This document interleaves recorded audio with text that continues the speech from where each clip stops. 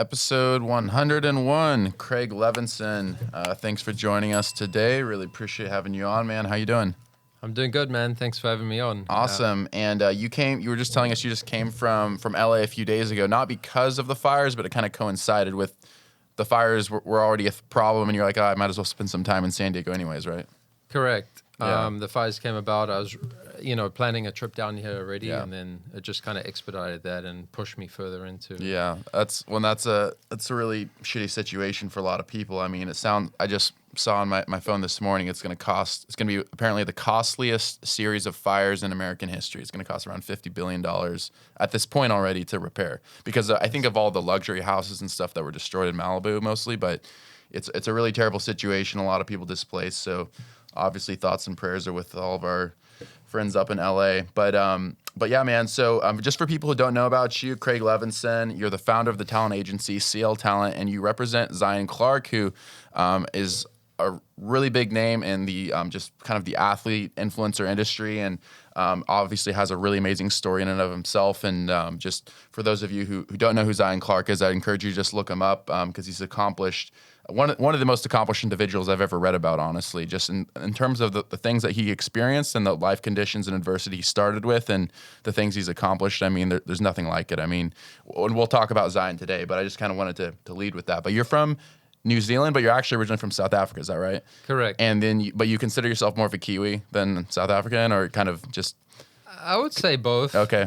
Still a lot of like cultural things I do are more South African like, and my parents have very strong, prominent South African accents. Okay. And the food we eat is more tailored towards that. South Africa has, I would say better food culture than New Zealand does. But Has it like more of a food culture, you'd say? more of a food Yeah. culture, I would say. Not better, more of a food culture. Stuff I grew up with. But Okay. I'd like to say both, yeah. I'm a South African Kiwi / American now. Dude, that's the dream right there. You're the cosmopolitan man of our time. So, hey, I wanted to ask you though, just to backtrack a bit, like before we get into some of the specific questions about your career, like, so I was gonna ask you like one of your kind of crazier, true like Zion Clark stories, because there's a lot of amazing stories from that guy's life that I've read about, but. I think we could just start with the story of how you guys met. Is pretty crazy, right? Like this, you talked about how you met. I believe it was behind the scenes at the Ellen DeGeneres Show. Can you talk about how that came about and like what you were doing there? Correct. So it was Zion's second time visiting the West Coast. He got asked to be on the Ellen DeGeneres Show. My best friend was managing and working with Jason Momoa at the time. Yeah, Jason Momoa, Game of Thrones and all that. Game of Thrones, Aquaman, all that stuff. Yeah, all that stuff. So it's pretty crazy how the universe works, because a week before, my best friend and business partner called me and he's like, dude, have you seen this incredible athlete? He's got no excuses tattooed on his back. And he was doing box jumps on Instagram, and people were like, this is amazing. He was doing rope climbs, box jumps, all kinds of remarkable things. And my best friend shared a link with me, and he's like, dude, check this guy out. At the time I owned a organic supplement line. Yeah. And it was more community building. We had a powerful message. Our tagline was "Be real, be you." I was promoting authenticity and a pretty fake, at the time, supplement industry that was very misleading. Okay. And we saw Zion, we're like, he embodies what we stand for as a company, and we want to get him involved. Yeah.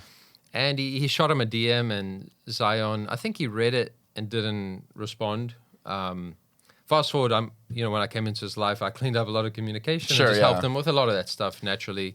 Clean house of it, yeah. I'm just providing a support system to him. But, so anyway, we didn't think too much of it. And then a week later, he's backstage on the Ellen show, and I'm there supporting my best friend, and we run into him. And what was that conversation like? I mean, we were super excited, and then Zion was super excited to see Jason Momoa, and he freaked out and was like, "Damn, it's Aquaman!" And Zion was there with his mom. Ellen gave her a car and stuff, or gave Yeah. him a car, which he gave to his mom. And then he came over for dinner with his mom, and that was like the start of everything. That was where a foundation formed and a friendship that developed into a working relationship. So Yeah. So you're there supporting Jason though, but then you met Zion in the process, right?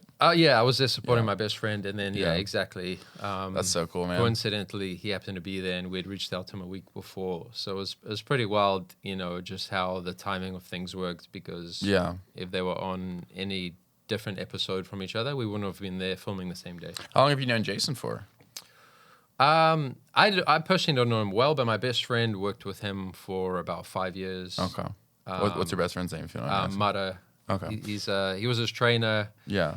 He actually led the haka for him on the red carpet for Aquaman. The first time they ever did a haka on the red carpet. Oh, really? For a I actually movie. haven't seen that clip. I'll have to look that up. Check it out. It afterwards. went super, It's really super cool. viral. Yeah. They brought in a bunch of Kiwis from New Zealand and Love it, man. made it. Dude, I mean, sorry to interrupt. I was just Yeah. say, I think just kind of the rugby and the culture around it, it's bound to take off in America at some point, right? I mean, it's we talked about this before on the show, where it's a very, if you think about it, quintessentially American sport. I mean, we love our contact sports. We love violence, hard hitting, people getting fucked up at the games. Rugby brings all of that kind of culture and more. And so I'm surprised it hasn't already taken off in terms of the Major League Rugby, but I think it will. I feel like next 10 to 20 years, I already hear that's kind of in the works in terms of just the way youth rugby is developing, even on the West Coast. So I kind of see it happening, but I really hope it does. But I do as well, and I can see it for sure taking off. Yeah. I think it just needs the time and attention. yeah, And it creates hype because it's something different. Obviously football is cool and people love it, but now Yeah. it creates a whole new element to help people see contact sport. And obviously there's no pads and all the other stuff to it. So I think it has for sure a bright future. It just needs the attention and the entertainment element to it that makes it exciting and just and fun. Americanize it a little bit. Exactly. Yeah. Exactly. And I feel like a D1, maybe colleges should start making it more of an official D1 sport. And I know some of the schools that I played at UCLA and UC Berkeley, I know Cal, they take it seriously as a D1 sport. But I feel if every school kind of starts to do that and give it the same kind of attention and resources, it's bound to take off. I think that's the biggest thing is it needs the funding because that's what's going to attract athletes to now And be talent, I could play football or I could play rugby. Yeah. And now a lot of those top athletes that get to pick and choose actually play rugby. Yeah. be some of them might jump over and say, I want to play rugby. This is especially you look at Polynesian culture, how many Polynesians in the NFL, they naturally have it ingrained in them. In New Zealand, those are all Blacks and rugby players. Yeah. And you already have some crossover. I already heard, I think there were already a couple Eagles players, I think. I can't remember names, sorry, but in the last few years who were rugby players that turned over, and I've heard of it going the other way too. But just there's already been some low-key crossover between the sports. So there is, yeah. But so I wanted to ask you. So you meet Zion, and then well, first of all, just in case so we don't lose some people here. So for people who don't know who Zion Clark is, I mean, I've obviously done some research on him, but can you kind of just give us kind of some highlights of Zion Clark's story? I mean, his story left a profound impression on me, but I'll just let you tell it because you know it better than I do. So yeah, I mean, Zion has a remarkable story. He was born with Caudal regression syndrome. It's a very rare birth defect. Essentially, he was born without a lower half, and that was due to his mom's misrepresentation of herself. She was a drug addict that abused her own body. So essentially, when she birthed him, he was birthed with this rare birth defect, Caudal regression syndrome, and it can affect the lower part of the spine and then certain limbs. So you could be missing arms, missing legs. For him, he has all his organs, and it's just literally no leg development. okay, I mean, he was born in Cleveland Penitentiary, so his mom was serving a sentence at the same time as birthing him. So he's had every obstacle from the start of his life to everything. Born into the foster care system, which he then bounced around about 9 homes, suffered a lot of abuse, neglect. So I met him when he was 19, and that's when we formed this friendship and bond. And essentially became a mentor and guide to him. Well, but then just to brag about him a bit, I mean, he's also done a lot of MMA fighting, right? And in addition to some really intense like endurance competitions, right? Like, tell us about some of the athletic accomplishments from Zion's career so far.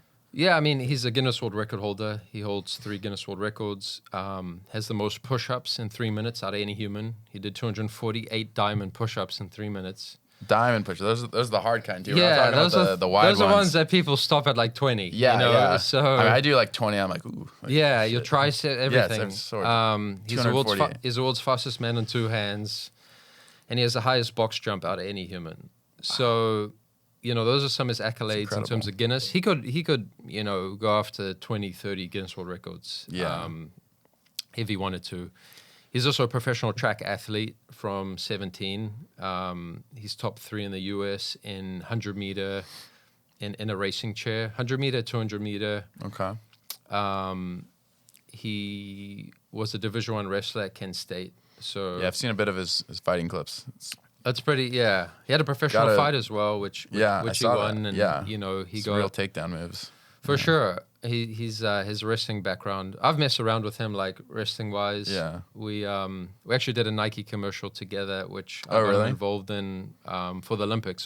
He was promoting Nike wrestling, which was pretty special and cool because it was the main Nike commercial with Kobe. Yeah. Or elements of Kobe in there. LeBron, Rafael Nadal, Cristiano Ronaldo. I ended up being the referee. Okay. For it, so what was that like? Kind of being in the same conversation as people like that. I mean, what was that like? I mean, just it was very humbling, man. Yeah. Like as a kid from New Zealand that grew up with not a lot and moved here at 19 with a couple grand to my name and made something for myself. It's very like humbling and a lot of gratitude because I don't ever look at myself as any different to any other human.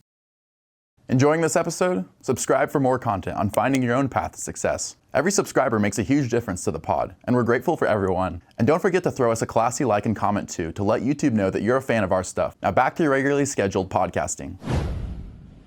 Yeah, and because I was going to say, like, so you transitioned, so you played basketball for a few years, right, when you came over from New Zealand. And then at some point you transitioned to the talent management industry. And so I want to talk about the transition, but like I already know like some of the people because I was doing some research on you the other day. Like some of the people that your agency helps represent include names like Mike Tyson and I'm not going to list all of them, but just like you kind of have that level of aura about like the people that you represent. And so like what is that like interacting with those people and just being around that type of human being? I mean, what does that rub off on you? Like, yeah, I mean, meeting people like that all the time. I think it's a true saying. Number one, you are who you surround yourself with. Yeah. And number two, I really like the quote of, trying to be the dumbest person in the room, for lack of better words. So you're always around people that you can learn from or have a different perspective. Or you're raising your perspective and also raising your vibration in terms of surrounding yourself by people that are accomplished or maybe have more wisdom or a different perspective on life. So, I'm very grateful to be in that position because I absorb, when I'm in rooms with accomplished people, I always want to understand. I love understanding humans and why they think the way they do, and the psychology of what makes certain people tick and looking at accomplishments. And a lot of it comes from overcoming struggle and adversity, but someone like Mike Tyson has so much wisdom and knowledge and creativity, and he's literally been through hell and back and made it out on top.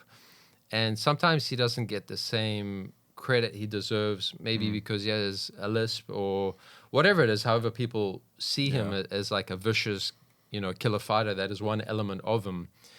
But there's so much wisdom and knowledge and, he's died and rebirthed and come back, and he's still extremely relevant in the world, which is not many people can say that at this stage of his career. Well, not many people would survive the things he survived, and 100% to that. Not a lot of people would have survived and been here to tell that story. So I never take it for granted when I get to spend time with some of these people that I work with and have formed a relationship with. So the transition, so when you played basketball for a few years here, was there a point where you were trying to take that sort of to maybe a professional level, or was that always kind of temporary? And then did you kind of decide like, hey, maybe that's not the way to go, I'm going to transition to talent management? Like, what was that transition process like? No, to be honest, that was forced upon me. Okay. All I cared about was basketball when I moved here. Okay. All I cared about was perfecting my craft, getting better at it.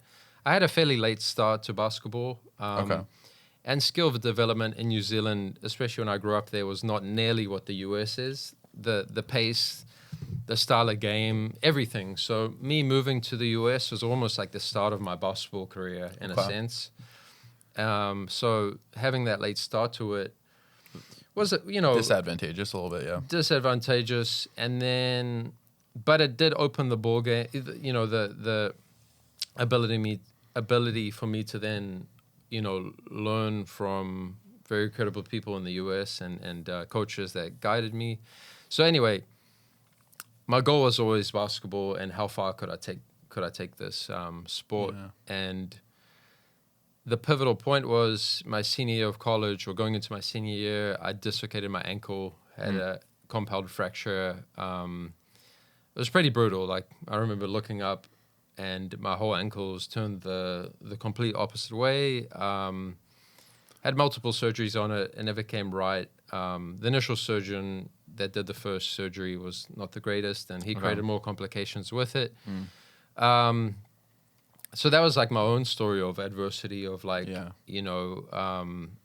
holding on to like something that all you care about is my life and passion was basketball. To see, how far it moved me to the States. It took me to the other end of the world. That was the reason I moved here. If it wasn't for basketball, I wouldn't have come to America. So that had to be a very empty feeling to some extent when you're looking up and you see the ankle and you realize, or maybe it didn't hit you right then, but over the next few days it started to hit you like, maybe this is over and I came all the way here for what? And that had to be kind of a tough moment for you. I mean, like, how did you respond to that kind of adversity? Yeah, it did for sure. I always view myself as like a problem solver. When obstacles arise, how do I address them and how do I view them? So I think perspective is very powerful. Luckily, I was still very optimistic until I couldn't be anymore. It was like getting back into training again and realizing my body's ability to move the same way wasn't there. And that was when it was like, realistic, like, okay, now I have to pivot and find something else. But I gave it everything I could before I decided, okay, it wasn't just like I had this injury and now let me move on.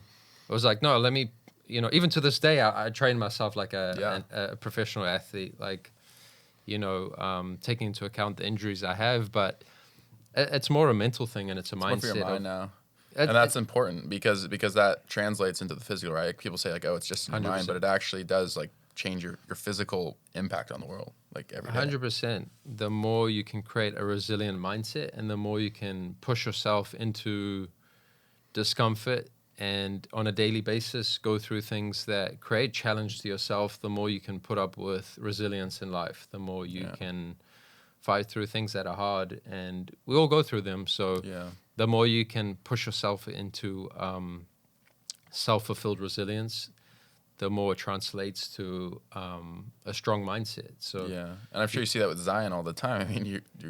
I mean, obviously your friends and have that mentor relationship with him. So I mean, like when you see like his story and you see the adversity he's overcome, I mean, is there stuff that you've learned from that in terms of like adversity and failure? Like what are some of the things about Zion and your interactions with him that have stood out to you the most over the years? One of the biggest thing is the power of perspective and how we all view the world from a different lens and scope. You have a human that is literally seeing the world from the ground up and the challenges he has, but also the differences he has in how he sees things, has really opened me up to realize how we all have a different viewpoint. We often get stuck in our lens of perspective and how we see things just as how we see them.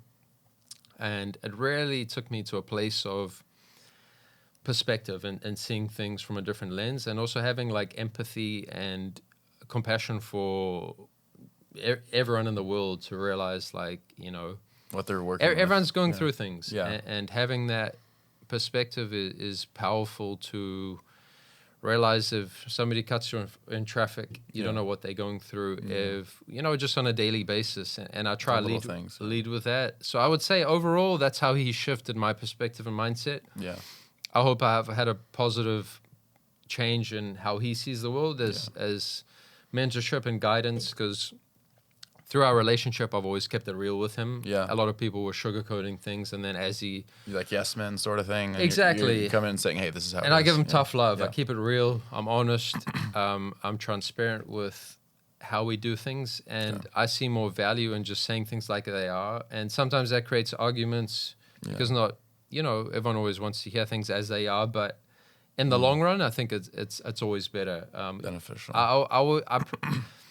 I always like to know where I stand with people, and I pride myself on creating that same expectation with people as they know where they stand with me. Yeah, well, I was going to say, because I was doing a little bit of stalking on your Instagram the other day, and I saw this kind of list. It was like these 23, I think it was sort of like your approach or like rules to life or whatever. Yeah, just things I've learned. Yeah, things you've learned, yeah. And so one of them was integrity should hold the highest on your value system. Now, for some people, integrity just means honesty, telling the truth.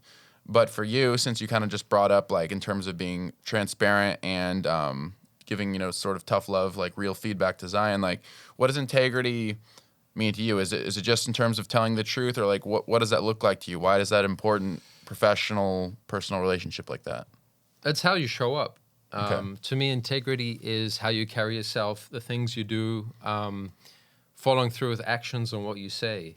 Okay. If I tell you to do something, it means I'm doing it as well. I'm never coming from a place of preaching something that I Not doing. I'm not doing and not action oriented around. So that's how I view integrity. It's the lens in how you carry yourself, how you show up for others. So it's something a little, more deeper and meaningful to me. And it's something I pride myself and carry myself on because, again, it's if somebody vibes with you, it's because your authenticity and who you are. I don't like sugarcoating anything. I don't like pretending I'm something I'm not. And then even saying I can do something that I can't. I turn down things that I don't think I can fulfill for people. And that's important, right? Because I feel like there's this tendency, maybe it's just because we live in San Diego, and Rob, we've talked about people in San Diego kind of there being this overly cheery, like superficial veneer of like, hey, yeah, like I'm down for this, I'll do this, and then not following through versus like sometimes in life what's actually more helpful is when people are like actually brutally honest, like, no, I can't do that, or I can't help you, or I can't this, because it gives you the answer that you need, even if it's not the answer you want to hear, right? And that's kind of what I'm hearing from you in terms of the follow through, right? Well, people are often scared to say no. Yeah. Because of someone else's expectation, and they don't want to hurt their feelings or make them feel a certain way. But again, to me, authenticity is real, realness. Yeah. You can't fake real, and that's how I view life. So when you show up and you vibe as who you are and how you do things, that's more powerful than anything else. Yeah. And in the same regard, I think the West Coast has, especially California, I live in LA, obviously it's the world of entertainment. And Bling capital.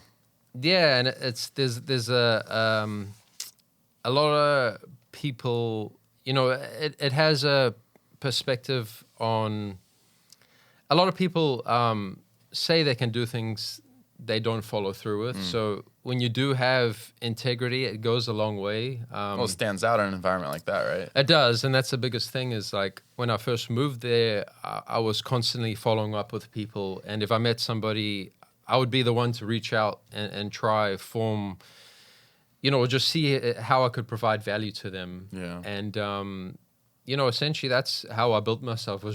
It's pretty simple. It's just being authentic and showing up as who you are and being a good communicator. And, I think the rest of it, and knowing how you provide value to others, and the rest of it kind of falls into place. Well, it's interesting. Like, let's talk about LA for just a second. I mean, and because LA is sort of the like if you talk to somebody who's not from America, that's probably one of the cities that'll come up to mind, right? Like LA, New York, like one of the cities, like you know what someone's talking when they say LA or New York if you're, let's say, just traveling in Europe or something, and it's like, oh yeah, I know about LA. New Well, York. before I even moved, I had like you've perspective of LA based on it's because entertainment and movies, right? Well, yeah, the Hollywood scene. I was gonna say so, like, but it's interesting because there is that. I feel like there's from having traveled, like there's this public perception of LA as kind of this capital of Hollywood and cinema and entertainment and beauty and but then you actually go to LA, it's interesting. It's like it's well, for a lot of people who've lived there for a long time, and I only lived there for a few years, but they say, you know, it's not what it was. But you actually look and there's such a glaring contrast between like the rich and the poor and the have-nots, and there's just a whole really majority of citizens there who are sort of left out on the American dream, as it were. And because we're talking about integrity in this kind of this sort of Californian, and it's I don't think it's just LA, but it's sort of this like West Coast veneer of superficiality and materialism that kind of covers underneath like this real layer of hardship and suffering for a lot of regular people. And I just think it's interesting how, again, like to compare that to the perception of a city like LA where, you know, entertainment, Hollywood, and you actually go there and yeah, there are those people, you know, there are the people who have made it, but there's also a lot of people who didn't make it who are dealing with the daily realities. I mean, living in LA and you kind of experience and have to navigate that kind of veneer of superficial materialism in everyday life. Does that kind of attack the principles that you're talking about? Is it kind of come into conflict in terms of being integrity and being real and being yourself and being authentic with people? 100%. Like, I think I'm pretty grounded in who I am, and I'm not really influenced by what a lot of LA brings, like the shiny objects. Yeah. And, you know, I personally don't even drink alcohol, so I don't. I go out and meet a lot of people and network. Yeah. But I'm not influenced by a lot of the shiny things in LA, and I don't. The things that they think would impress you. Exactly. I'm very content missing out on an event if it doesn't make sense to me, or like. LA is big, but it's small. You realize that after being there for a few years. I see a lot of the same faces, a lot of the same people. Everybody says they know someone who has access to them. But what I realized a lot about LA is not who you know, it's who knows you, right? And that's really... What's the distinction there? Like, just explain Well, if you think about it, like, you could say I know all these, influential people, but do they know you? Do they know? Yeah. So when you conceptualize it, do they know you, and what is your relationship with them? Right. What is the meaningful substance? Exactly. Of that is it meaningful? Is it something of context? Okay. And are you in their phone? Like, or can you just name drop and kind of have the appearance of success without the actual success? Like exactly. To back it up, yeah. And I say that more for. Because everybody has access to people to some degree, but what is that relationship founded on? And there is a lot of like shiny objects and what you know, a facade. You mentioned people that have gone to LA and, you know, haven't found success or whatever their version of success. The stars that were not, Which is a lot of LA because it's a tough place to make it and build, and it's a grind city. Like I transitioned a couple of years ago from San Diego to LA with Zion, and I was like, dude, we've kind of outgrown what San Diego can offer you in terms of growth. Let's move to LA as the next step.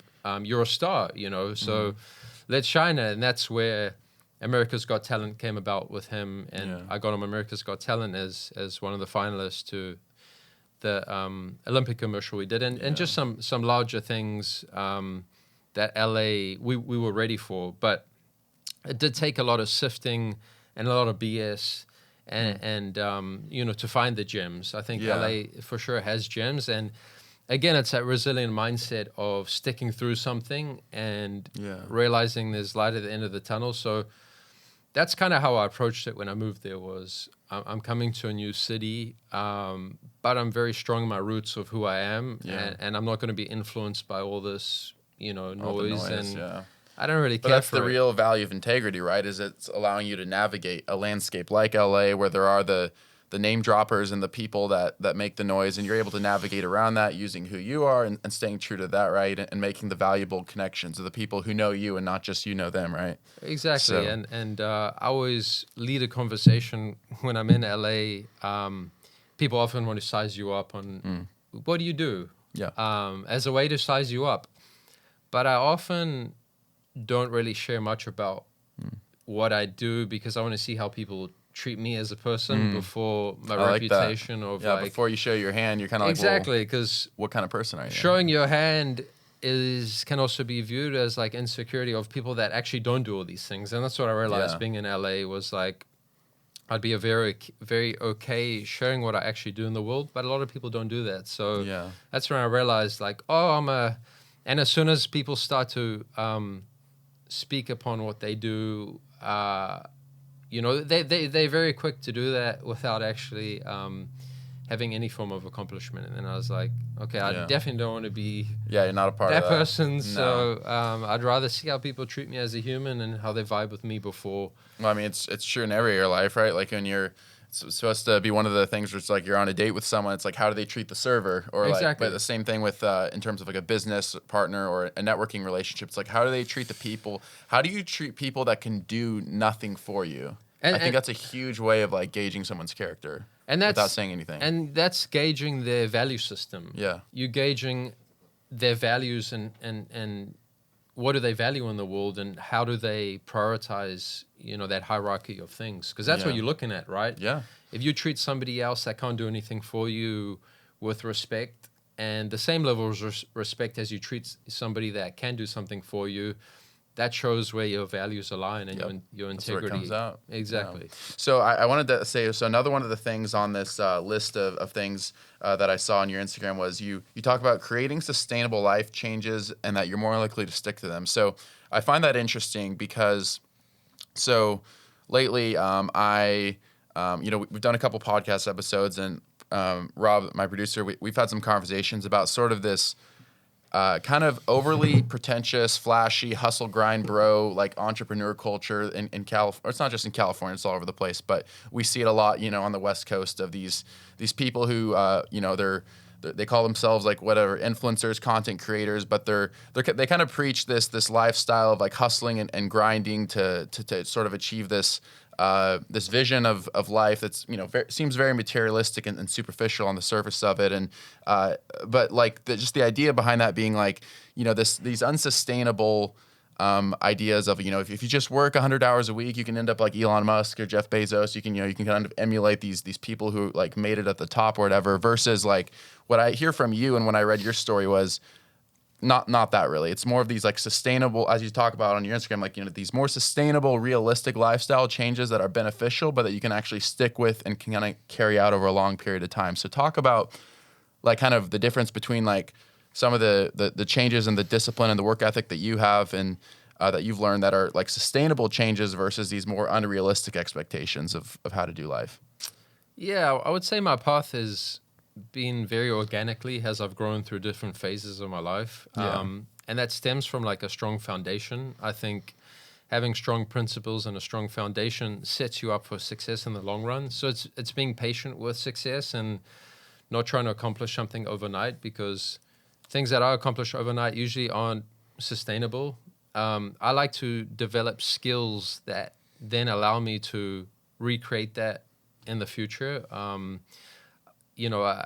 A lot of my growth has come from developing skill set and building confidence and realizing these things that I could provide to the world as value. Yeah.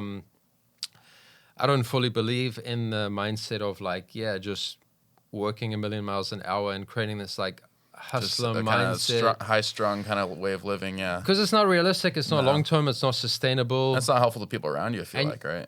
It's not, and you're creating an expectation that most people aren't going to fulfill for themselves, right? Yeah. It's very unrealistic. How many people are actually going to follow that Yeah. and come out on top?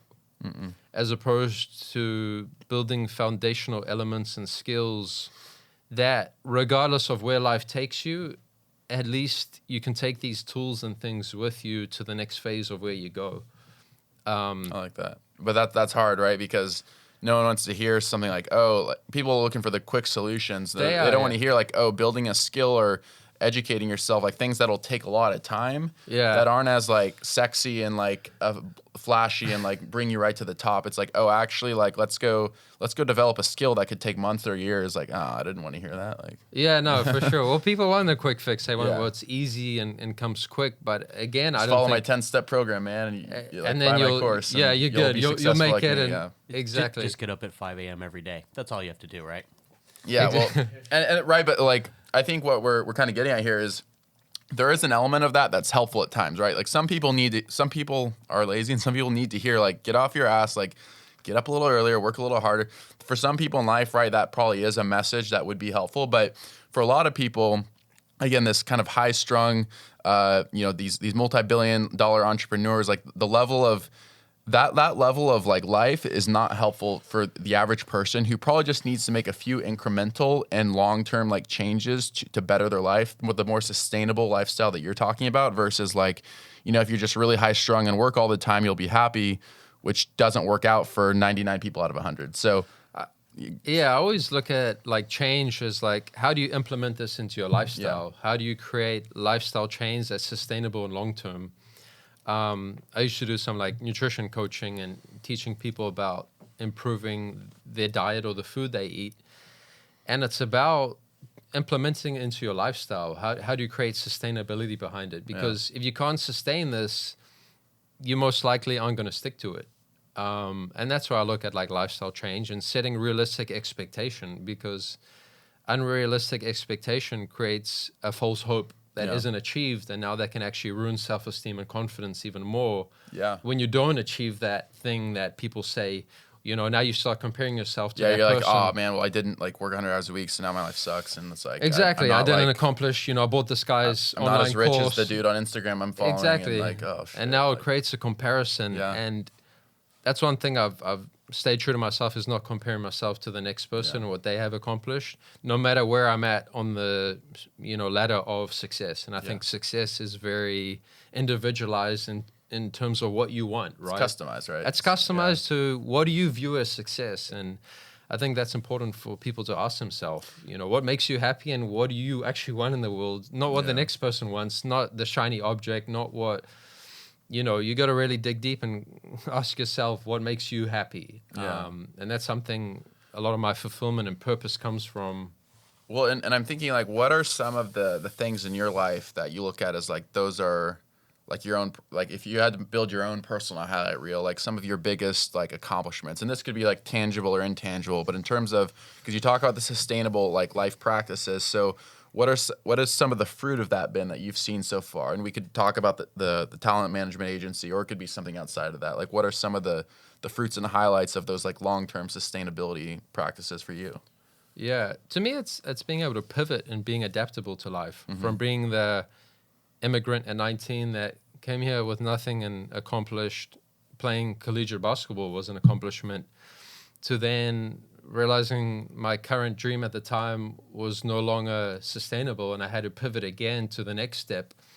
And, I could go back from being a migrant as a kid that had trauma from growing up in South Africa, and then for reasons of crime in the country, moved to another continent and started over again. And that trauma is held with you as a kid, because all my friends, anything I loved was ripped away and then moved to it's gone. Another part of the world. And then on my, own will, I moved to the States, and then was like, okay, let me, create something for myself. But to me, the biggest accomplishment was, I would say being adaptable.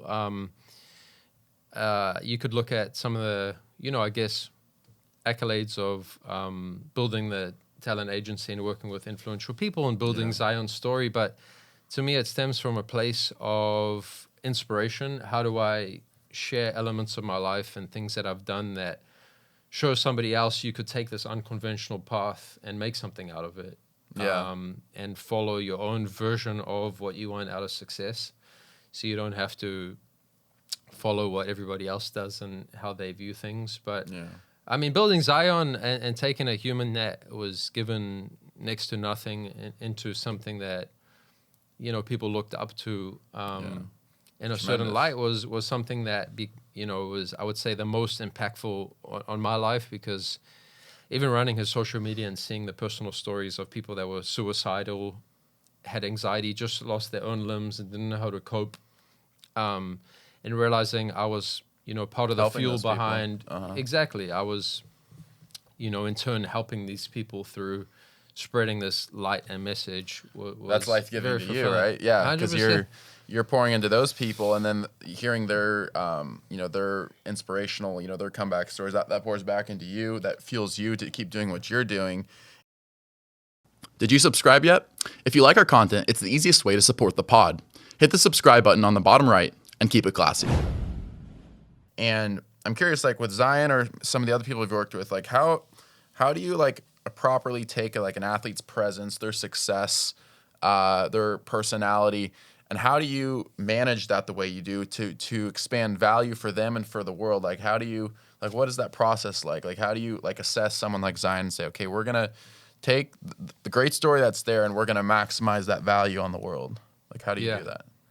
I would say that's like just part of my business perspective on things, on how do you perceive this and turn it into a brand, essentially. How do you create messaging and language behind it that resonates with people? It stays authentic to who they are and what they are.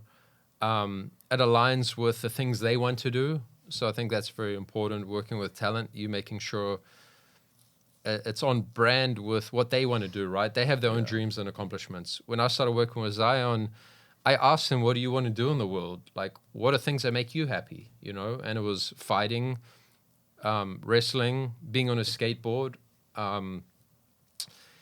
sharing inspiration through, I turned him into a motivational speaker that, was making a couple grand to making $30,000 a speech. Yeah. So, sharing that story. So it's taking elements of what makes somebody happy and monetizing those. And that's how I look at opportunity, not taking them outside of the realm of what they want to do. Yeah. So what is, so in creating the talent agency, like, was that a very, so, you have the background and obviously in terms of like being an athlete yourself, but was that like a really scary step in terms of like kind of an entrepreneurial like endeavor to, create a talent agency and to run a business? Was that a huge leap for you, or was that not as challenging a transition as one might imagine? It wasn't a huge leap, because I think nothing in my life has become as like a huge leap, other than making the decision to like move here myself, which is obviously physically a huge leap. One step across the Pacific.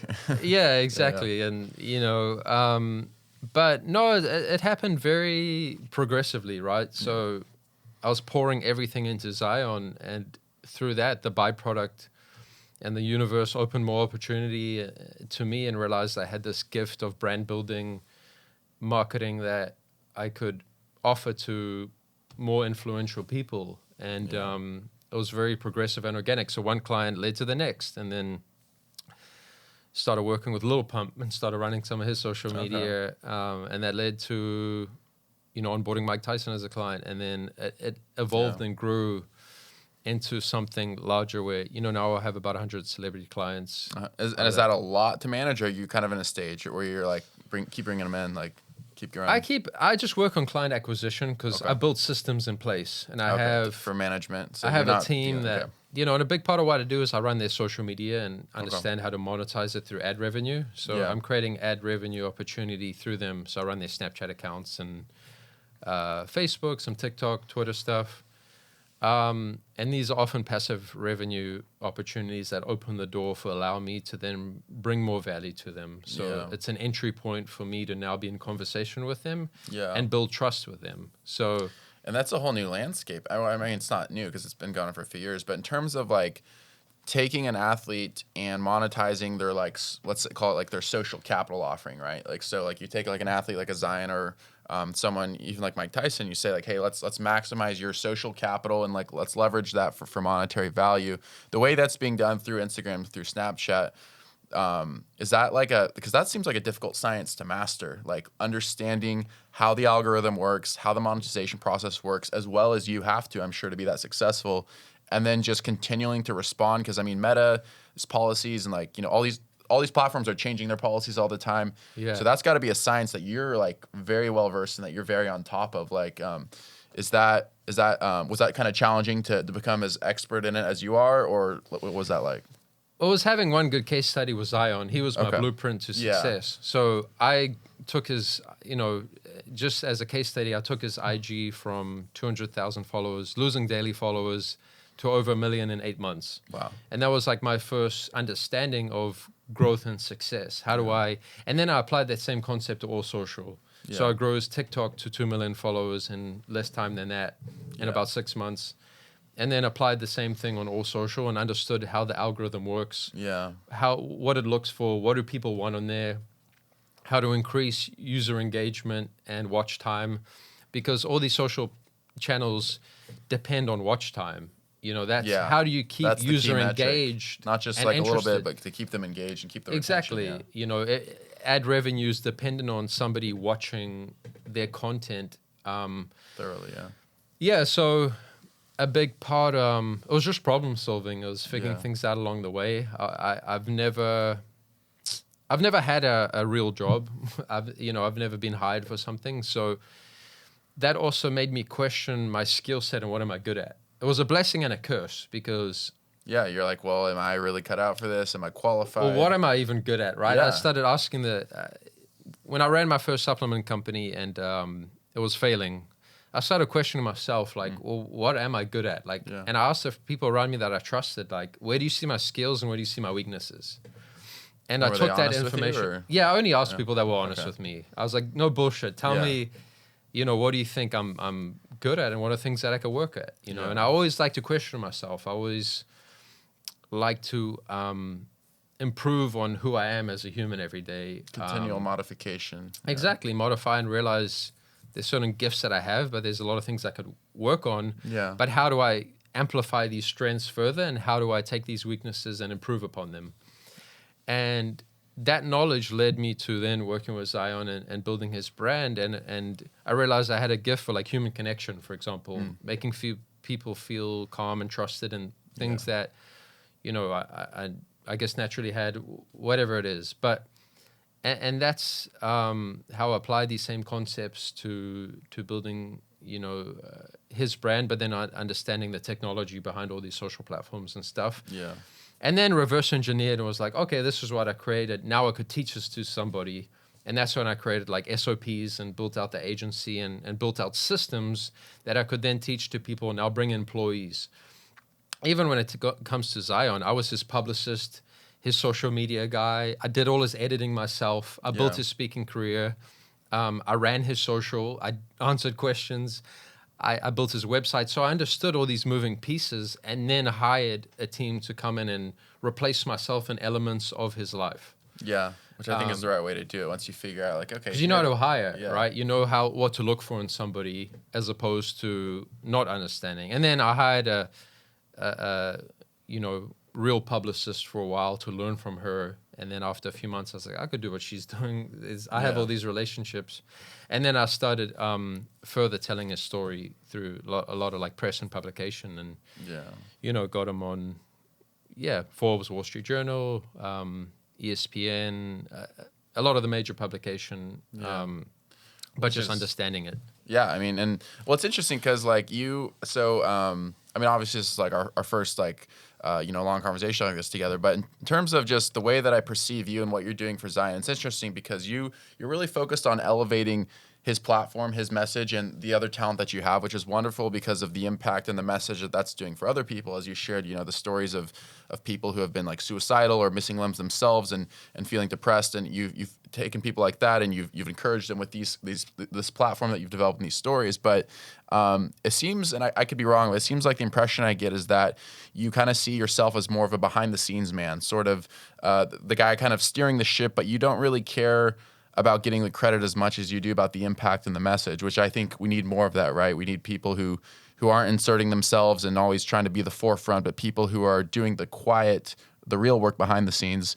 And it's interesting because what made me think of that was Mike Tyson, who I'm sure you're more familiar with his story than I am, having met him and interacted with him. But there was an interview I saw recently where a reporter, and I can't remember which interview this was, but the reporter was showing pictures and slides of his medals, his accomplishments, his awards that he won over the course of career and his belts. And Tyson basically said, this means nothing to me. And he was like, what? Like, what do you mean? This is like your legacy, Mike. Like, these are your awards and stuff. He's like, this means nothing to me. He's like, well, then what do you care about? He's like, the only thing basically what he was saying is the only thing that really matters to me now is being a good father for my kids, loving the people that matter to me in life, and basically all the things that are sort of get our attention and all the bling that didn't really matter to him anymore. And it was sort of this new Mike Tyson that we were seeing. It wasn't like the old, like, sort of egotistical, proud warrior. It was this man who, kind of acknowledged that a lot of the things in the past that weren't okay, that had happened, and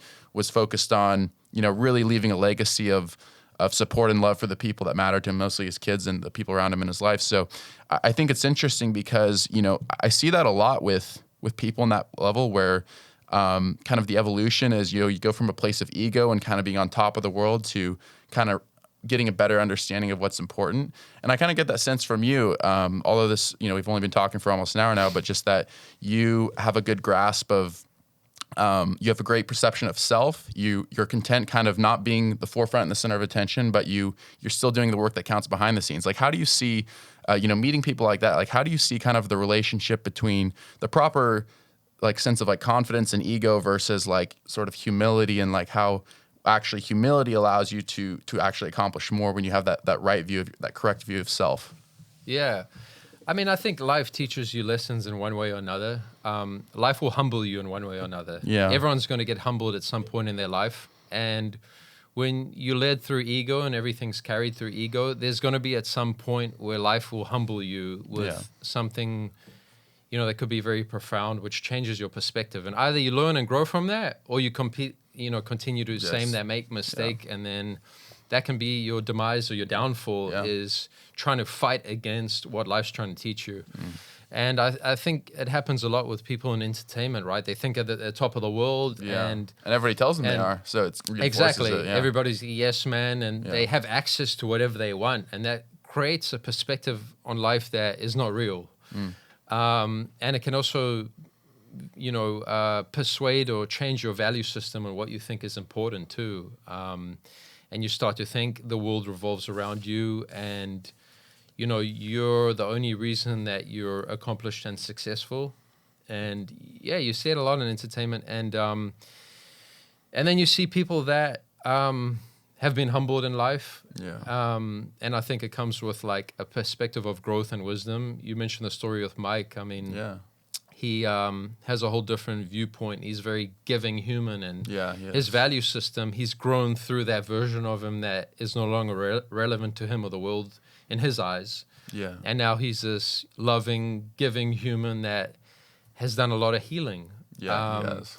And, I think life will teach you lessons and humble you. And it's about, so in my perspective, it's like, how do I stay grateful and humble and carry that presence and aura about myself, that I stay in this mindset, and every day I wake up and I'm super blessed to do the things that I do, and not ever change that regardless of whatever level of success I gain. I'm always going to treat people the same way and have the same perspective, that I wake up very blessed every day, regardless. And I could, talk about my injuries and things that have plagued me, and taken from me, and, as a reason to have given up on my dreams or whatever that might be.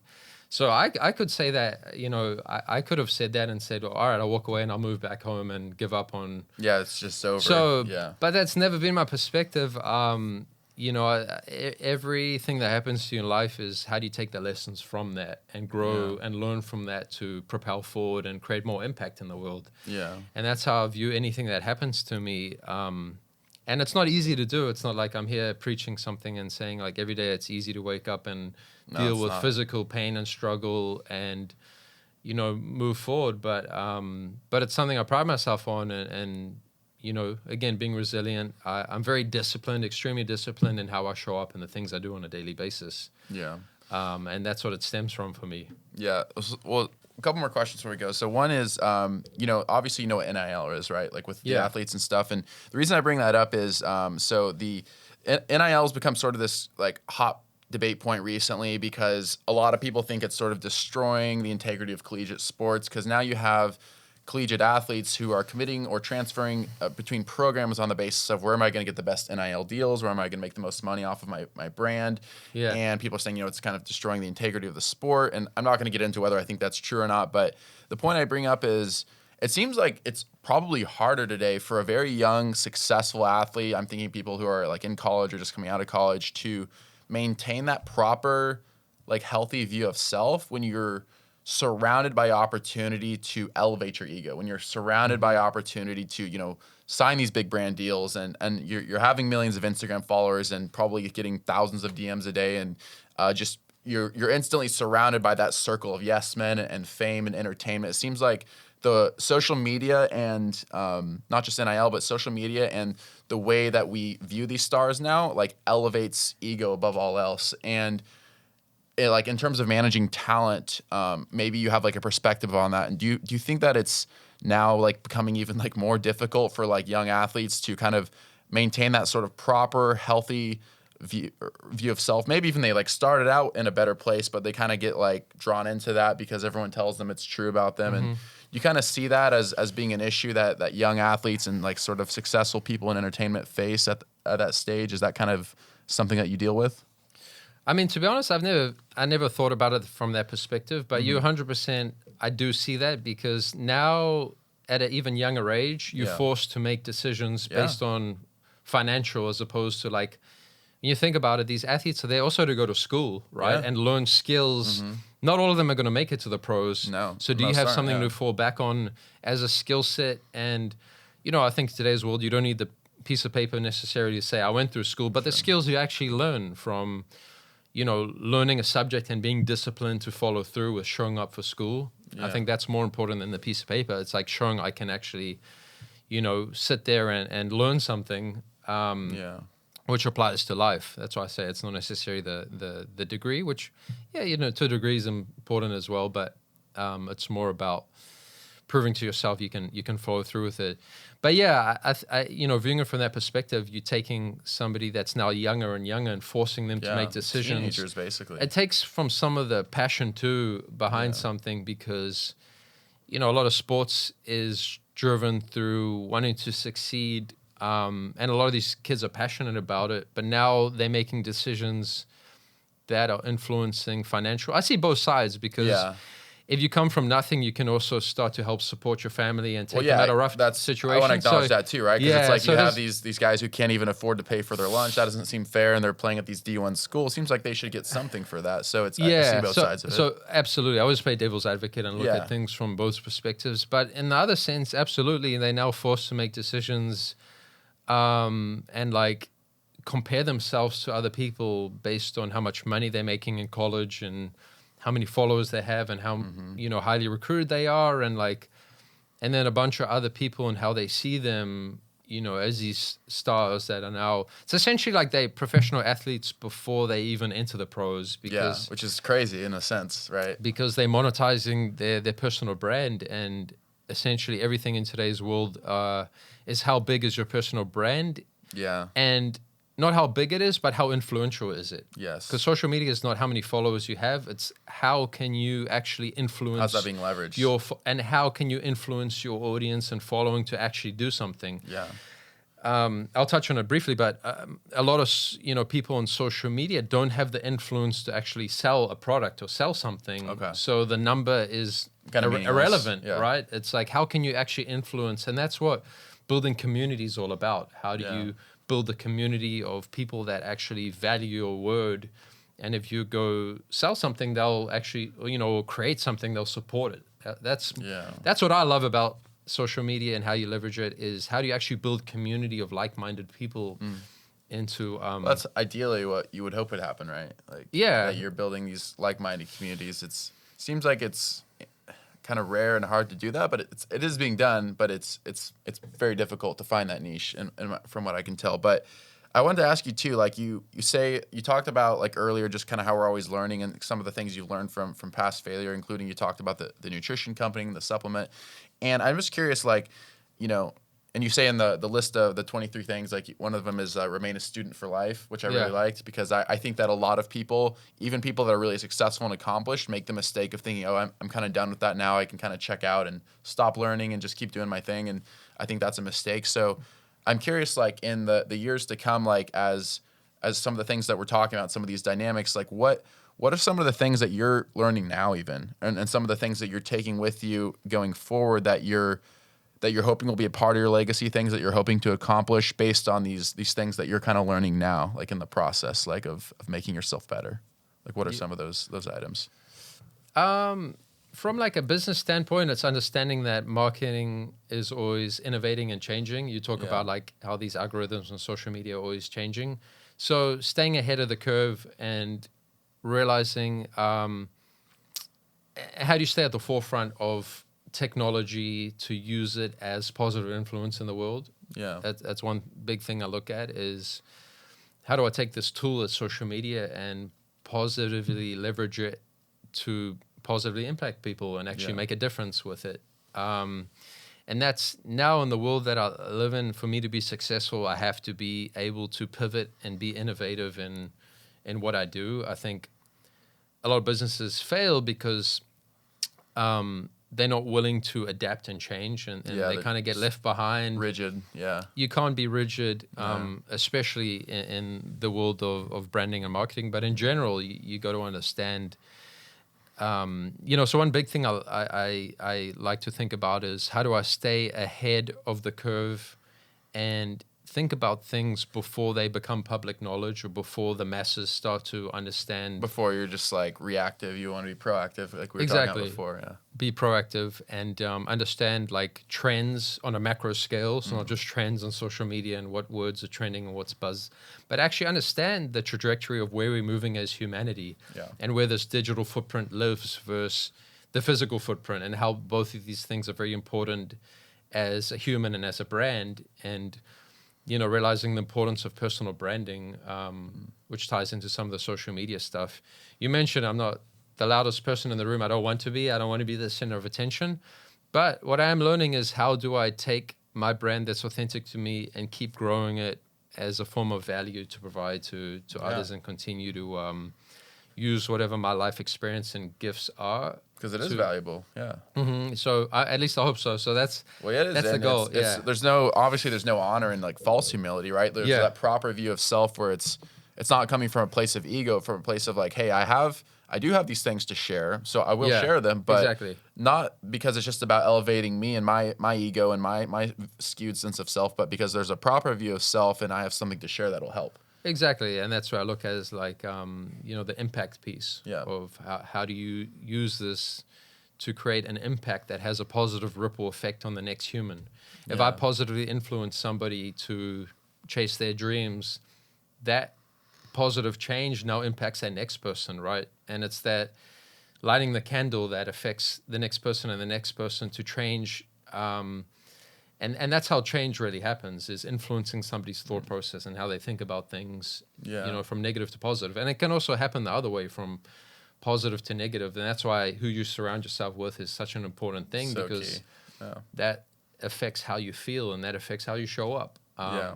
And as humans, we naturally, innately focus on the negative because that's how we survive through humanity, right? When a lion is chasing you, you run. or you run from it. React, and, you go to fight or flight and your cortisol gets raised and now you in a sympathetic state. So we tend to focus on the negative on life. And a big part of me is staying positive and having this grateful mindset and this positive outlook on life, because that affects my thought process and how I show up every day, because it's so easy to focus on negative. It's so easy to look at ourselves and have self-doubt. I have a tattoo on my ribcage which says belief begins with self. And, even the thing you mentioned about remaining a student, it's another tattoo I have, is forever a student and teacher of life.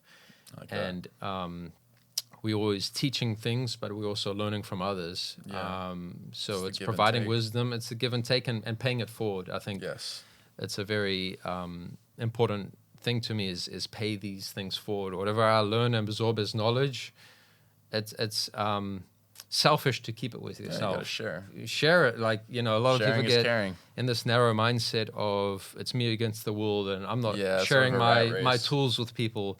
You're never going to grow and learn like that. No, it's not the way. But okay, last couple things. So one is before we go, so you show us your website and your socials so people can find you. So you're on Instagram. Is it at Craig Levinson? It's Craig.Levinson or Craig.Levinson. Okay, because you're producing some great. I saw some of your stuff the other day, like obviously the 23 things, but also just like pretty much seems like almost every day or every week you're just sharing something insightful. So I would encourage people to check that out. But also your website is it cltalent.com or .net, cltalent.net. Okay. Yeah. And that's and it's interesting because I went to that website and looked, and if people want to see some of the really cool people that you're regularly engaging with and doing media with, including Mike Tyson and some of the other great athletes that I think we talked about in the last hour. But that's a great website. So well done on that. It's very professionally done. Thank you. And then last question before we go is so I was curious while we were talking. So you're born in South Africa, but then New Zealand. So when the World Cup comes on, who are you rooting for in rugby? Are you rooting for the Kiwis? Or are you rooting for the All Blacks? Or are you rooting for South Africa? Springboks, South Africa. Okay, So, that's what I was hoping to hear. yeah, but I'll take the All Blacks over anyone else. Okay, so it's the number second- one is Springboks. Are they playing each other? Springboks. Yeah, it's like seeing your two children go at it, or your two loves. Pretty much. Yeah. Actually, I watched the last World Cup with two of my best friends. Okay, you were there in person. No, sorry, Oh, okay, watching yeah. it in LA on Yeah, TV. yeah. But they both grew up in New Zealand. One's Okay. it's my best friend that's Egyptian, and another one that's Samoan American. Okay. They were both wearing All Blacks jerseys, and I was there, the Springbok supporter. So it was a cool little rivalry, but That's cool. but yeah, I've always been a Springboks fan as number one. So Yeah, I mean, when's the next World Cup? It's coming up in was it 3 is it 2-3 years? 2026 or am I off? I can't remember, but we'll check it afterwards. Yeah, but, I think 26. Yeah. But yeah, I'm curious because it was a very resounding performance last time by the Springboks. I'm just wondering if it's the same. I haven't really kept up if it's like kind of the same like rankings moving in or how that's going to change. But I guess we'll find out. But Craig, thanks so much for coming on to the show, man. Really appreciate having you. This has been awesome, and let's make it round two at some point. For sure. Appreciate it, man. Awesome. Thanks for having me guys. on. Yep, that's a wrap. This has been another recorded episode of Stay Classy Podcast with your host, Steve Wire. Thanks so much for tuning in. And as always, you can find all of our content at our website at stayclassypod.com. And thanks to our production sponsor and partner, MaxLux Media. You can find them at maxluxmedia.com. Don't forget to like and subscribe to our channel on YouTube. Every subscription helps and goes a long way towards ensuring that we can continue to produce content for viewers like yourself.